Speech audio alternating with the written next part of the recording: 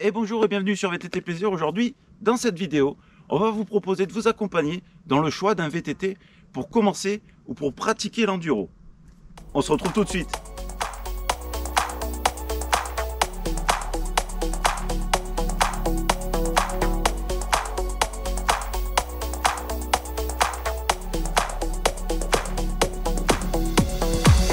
Tu pratiques déjà le all mountain ou l'enduro et tu souhaites changer de vélo? Ta pratique VTT évolue et tu souhaites pratiquer du VTT all mountain engagé, voire même débuter l'enduro. Dans cette vidéo, on t'aide à trouver ta nouvelle monture À petit prix. qui te permettra de répondre à une pratique plutôt engagée. Avant de commencer, je souhaitais prendre une minute pour vous encourager à nous lâcher votre plus beau pouce bleu et de t'abonner si ce n'est pas déjà fait. Tu le sais, on a besoin de tout le monde et on a besoin de toi. J'en profite également pour rappeler et remercier notre partenaire Wrapbike qui nous soutient. Et pour ça, il vous propose un code de réduction de 15% avec le code VTT Plaisir 15. Si vous avez des questions, surtout, n'hésitez pas à venir les poser. On vous propose donc une vidéo participative qui se passera en 2 temps. Ce premier épisode avec notre sélection. 2. La vidéo de dépouillement avec vos choix. Un seul top 3, tu voteras. Que des gros vélos de all mountain à enduro capables d'engager des grosses descentes, que ce soit de la colline ou de la montagne. 3 000 €, le prix du vélo neuf ne dépassera pas. Nous accepterons que des modèles 2021-2022.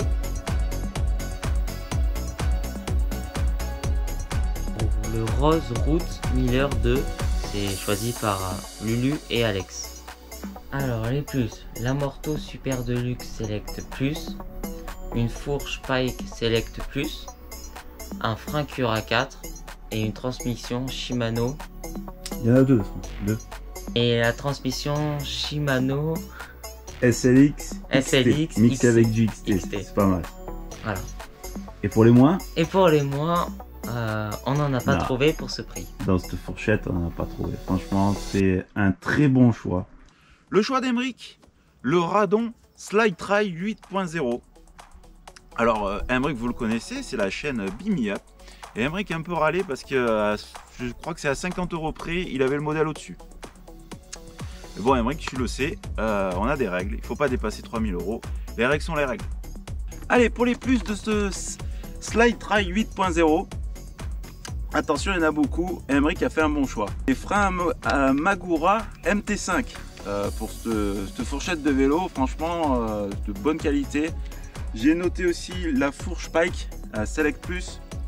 On est quand même voilà, sur un vélo à moins de 3 000 € et là il commence à avoir du bon matos. Et j'ai noté aussi le cadre en carbone, hein, très rare aussi dans notre sélection, à moins de 3 000 €, je vous le répète une énième fois. La Morto est un Deluxe, c'est ça, un Deluxe Select Plus aussi, donc le bon combi. Non, on est sur un bon vélo là.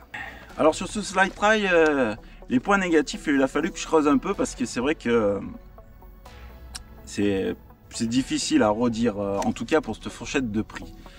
Et en négatif, il est quand même marqué la transmission. Vous savez que SRAM et moi, on est un peu fâchés. Et surtout, là, on propose un mix entre du NX qui est vraiment pas top.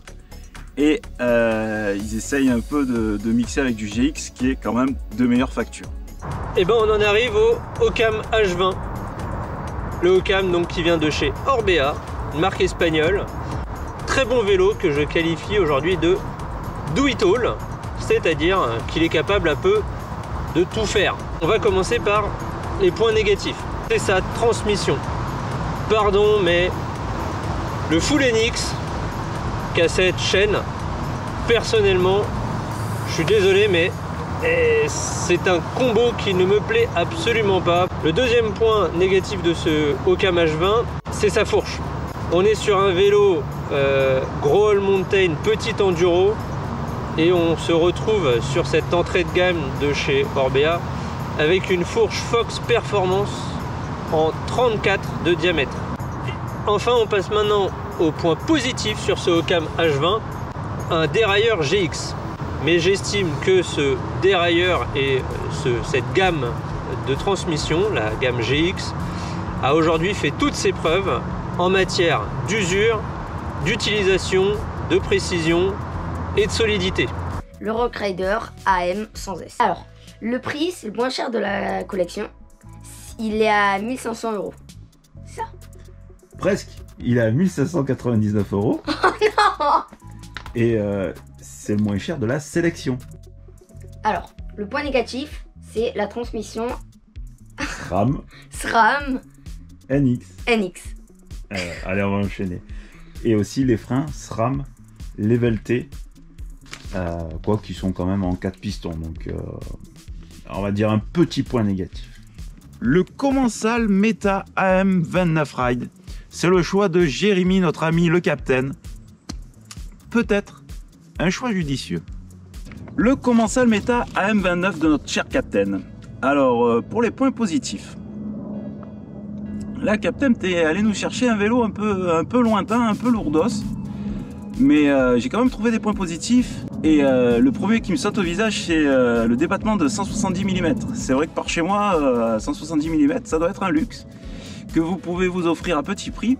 Puisque lui aussi, forcément, s'il est dans cette sélection, il coûte moins de 3000 €. Et je trouvais ça pas mal. Alors bien sûr, on descend un peu en gamme sur la suspension pour gratter 170 mm, pour en gratter 30 de plus. Et on est sur une ZEB. Et c'est pas une mauvaise blague, ça s'appelle bien ZEB. Et, et bon, bah, ça fait le taf, mais c'est moins bien qu'une bike. Mais bon, quoi, en tout cas, à mes yeux. Alors les points négatifs. Je l'ai dit d'entrée de jeu, il est un peu lourd. C'est quelqu'un qui roule sur un Genius qui vous dit ça. Un Genius entrée de gamme. Donc à prendre un peu avec des pincettes. Mais c'est vrai. Mais bon, je ne vais pas classer le poids. On ne va pas juger les personnes ni les vélos sur leur poids. Je vais juger l'aspect négatif une nouvelle fois sur la transmission. Et là, c'est un festival de ce que j'aime pas, c'est-à-dire du NX croisé avec du SX. Le dérailleur arrière était SX. Et pour avoir eu ça pendant un petit moment sur mon Genius, je peux vous dire que c'est tout bon juste à faire des ricochets sur l'eau. Bon, après, vous allez le ramasser quand même. Hein. Le Trek Renoni 7, du choix moi-même. Donc ça doit être un bon. Suspension 160 mm avec un amorto de luxe Select Plus. Et pour les moins, une transmission SRAM NX. SRAM, oh là là, SRAM tu NX. fais du vélo. Oui. Des freins SRAM Guide T. Ah bah, c'est pas mal. Ah ouais, Ouais. c'est un bon vélo. Le SRAM NX, c'est le modèle en dessous de ce que tu as sur ton Scott. T'as du GX. Ah. Que le NX, c'est de très entrée de gamme. Oui, bah c'est pour l'entrée de gamme du coup. Il est bien le vélo. Ouais, il est joli, en tout cas, il est beau. On en arrive donc au Spin Drift de chez Propane. Et pour le coup, moi, je l'ai choisi en mode mulet. Alors, c'est le vélo le plus extrême de notre sélection, puisque on est sur un vélo qui fait 180 mm de débattement avant arrière. C'est aujourd'hui le vélo Gravity le moins cher du marché et certainement le plus polyvalent. On va commencer par les aspects négatifs de ce vélo. Mais premièrement, moi je trouve que c'est un petit peu dommage de ne pas pouvoir choisir la longueur de sa potence sans rajouter de prix au vélo. Je pense que Propane aurait pu proposer une potence plus courte et une plus longue sans rajout de prix. Le deuxième point négatif, c'est son poids. Parce que malheureusement, embarquer un gros vélo comme ça, type Gravity, presque freeride, en 180 mm de débattement, tout en alu, et bah ça pèse 16 kg. On en arrive maintenant au point positif de ce Spin Drift.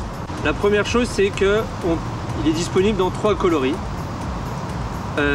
Et puis on peut le customiser en termes de couleur. Et je trouve que ça c'est super cool. Voilà. C'est aussi à mon sens le seul vélo du du marché aujourd'hui, en tout cas dans ces tarifs, qui propose du matériel, on va dire, milieu de gamme. Et à ce tarif-là, chapeau bas, monsieur Propane. Le suivant, c'est le Kona Process 134 DL29. C'est le choix du Captain. Alors, les points positifs, c'est suspension Rock Shocks. Et là, forcément, un point négatif, la transmission Deore 11 vitesses. Et bien le suivant, c'est le Marin Alpine Trail 7. Aujourd'hui, c'est le choix du Captain. C'est pour moi un excellent vélo. C'est un vélo qui est confortable, permissif, capable un peu de tout faire. Il est monté en 160 mm de débattement à l'avant, 150 à l'arrière. Et c'est un vélo qui vous emmènera partout avec la banane. Les points négatifs de ce Marin sont, le premier, son amortisseur, sur lequel un effort aurait pu être fait. On est là sur un Deluxe RT, un super Deluxe aurait été apprécié. Et le deuxième point négatif, ce sont ses freins. On est sur de l'entrée de gamme de chez Shimano, le M400. Et désolé, même si c'est du 4 pistons, c'est pas la folie. On en arrive maintenant donc aux points positifs de ce Marin, qui sont au nombre de 2. Sa transmission en full SLX Deore, qui pour le coup est un milieu de gamme, et ça c'est très bien. Et sa monte de pneus, qui est une vraie monte de pneus taillée pour l'enduro, avec une section de 2,6. Et ça, merci Marin, enfin une marque qui a compris qu'il fallait mettre des bons pneus pour faire de l'enduro. Et pour finir, le Scott Genius 950. Je vous laisse un peu deviner qui c'est qui a choisi ça. Le grand frère, on va dire, du 960. Je vais me permettre un petit commentaire sur ce vélo, puisque c'est le grand frère du mien, donc le 960, le mien est de 2020. Je suis ravi, une fois la transmission et les freins upgradés. Et si vous ne savez pas trop où vous situez, si vous ne savez pas trop ce que vous souhaitez faire, le Genius, en règle générale, c'est vraiment un couteau suisse pour le VTT. Le Genius 950 pour les plus. Alors on va pas se mentir, Scott l'a pas très bien équipé ce vélo. Je suis un gros fan de Scott, je roule sur un 960 pardon, et la géométrie est formidable. La suspension, ils sont restés sur Marzocchi pour rouler tous mes rides avec. Je peux vous dire que j'en suis très satisfait. Beaucoup de personnes m'avaient dit que la suspension je upgraderai rapidement parce que c'est pas très haut de gamme, mais bon, c'est fourni par Fox, c'est pas fabriqué par Fox et maintenant, et honnêtement moi j'en suis ravi.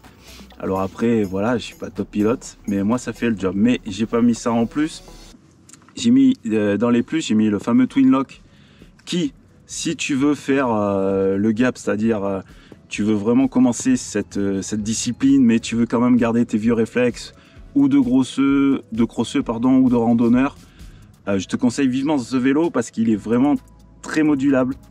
Dans les plus aussi, j'ai marqué que c'est un bon pédaleur. C'est un vélo que je vous dis, j'utilise tous les jours. La géométrie n'a pas changé, donc je peux vraiment vous en parler. Et j'arrive à monter pas aussi bien qu'en XC, mais je monte, je passe tout. Et la géométrie m'aide vraiment. Donc on est sur un vélo qui n'est pas bien équipé. Il est à moins de 3000 €. Mais c'est un choix quand même pour quelqu'un qui souhaite, un peu comme j'étais moi, faire le changement de discipline. Mais il faudra prévoir une belle enveloppe upgrade si vous voulez vraiment aller faire de l'engagé avec ce vélo. Allez, pour les points négatifs, je vous ai déjà un peu donné les grandes lignes dans les points positifs. Malheureusement, le vélo, en gros, vous allez acheter un kit cadre. Et dans le kit cadre, j'englobe la suspension. Dans les points négatifs, on va mettre les freins. Pourtant, ce sont des freins Shimano, mais ce sont des freins Shimano 2 pistons. Avant, 2 pistons, et à l'arrière, 2 pistons aussi. C'est très juste. C'est très juste par chez moi. Pareil, je vous en parle en connaissance de cause. Je les ai gardés pendant un petit moment. Je les ai fait queener. J'arrive encore à faire queener des 4 pistons SLX. Non, DRXT, pardon. Et donc, je vous laisse imaginer comme queener les doubles pistons Shimano de base. Dans les négatifs aussi, alors là, on va pas se faire prier. La transmission est complètement dégueulasse. NX SX, toujours pareil. J'y ai goûté, hein, les ricochets sur l'eau. Voilà. Ou alors sur un vélo que vous touchez une fois par mois, ben voilà, vous mettez ça dessus et puis ça fait joli dans le garage. Voilà pour cette sélection. Tout le monde a participé, les amis, les proches, les enfants, presque. Vous l'avez remarqué, ce ne sont pas des vélos pur enduro. Mais je pense que ça reflète bien la pratique de tout un chacun. Et ce sont des vélos qui sont prêts à attaquer, du moins nos spéciales, c'est-à-dire du nord pour JB et du sud pour moi. Bon ben on vous invite maintenant à participer et à voter en commentaire en nous envoyant votre top 3 à vous, soit parmi notre sélection, soit en y ajoutant la vôtre.